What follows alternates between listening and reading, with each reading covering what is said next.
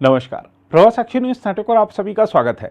पंजाब में अनजाने में अंतर्राष्ट्रीय सीमा पार करने के बाद पाकिस्तानी रेंजर्स द्वारा हिरासत में लिए गए सीमा सुरक्षा बल के जवान पीके साहू के पिता ने कहा है कि परिवार उनके लौटने का बेसब्री से इंतजार कर रहा है। हिरासत में लिए गए जवान के पिता भोलेनाथ साहू ने कहा कि उनके बेटे की बटालियन के कमांडिंग ऑफिसर ने गुरुवार रात उन्हें फ़ोन करके बताया है कि उसकी सुरक्षित रिहाई के लिए बीएसएफ और पाक रेंजर्स के अधिकारियों के बीच फ्लैग मीटिंग हो रही है। साहू ने कहा, मेरा बेटा देश की सेवा कर रहा है और मुझे यकीन है कि उसकी सुरक्षित रिहाई के लिए हर संभव प्रयास किए जाएंगे।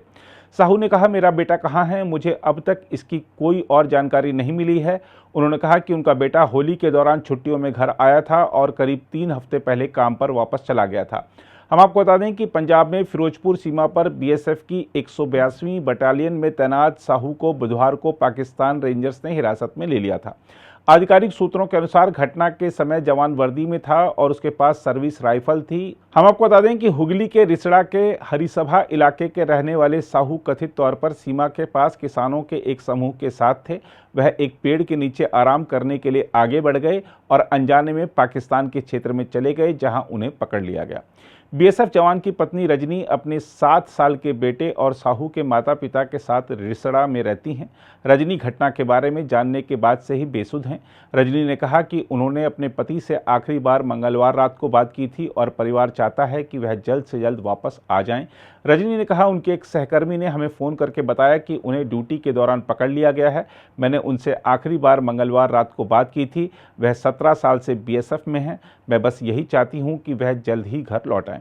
साहू के भाई श्याम सुंदर साहू ने केंद्र सरकार और बीएसएफ अधिकारियों से तुरंत हस्तक्षेप करने का आग्रह किया है।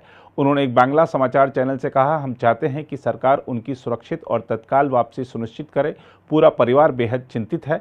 हम आपको बता दें कि जैसे ही यह खबर फैली, पड़ोसी और शुभचिंतक रिश्ता में साहू के घर के बाहर जमा हो गए।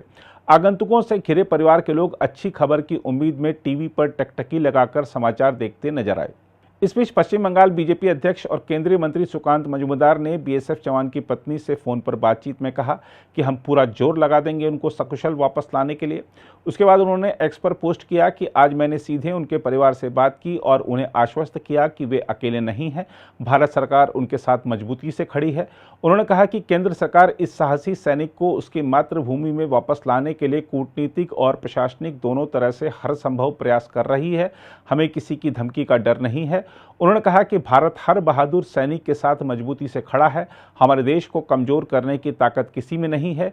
भारत माता का हर बच्चा हमारा गौरव है और हम उनके सम्मान की रक्षा के लिए अपनी प्रतिबद्धता में अडिग हैं। ठीक है, हाँ, पूरा देश आपके साथ खड़ा हुआ है। हाँ, बस यही निवेदन है कि जल्द से जल्द चले आए।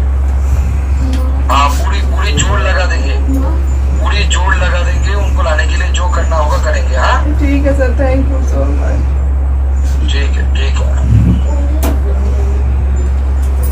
इस बीच अधिकारियों ने कहा है कि बीएसएफ जवान की रिहाई सुनिश्चित करने के लिए दोनों बलों के बीच फ्लैग मीटिंग जारी है। उन्होंने कहा कि ऐसी घटनाएं असामान्य नहीं हैं और दोनों पक्षों के बीच पहले भी ऐसी घटनाएं हो चुकी हैं।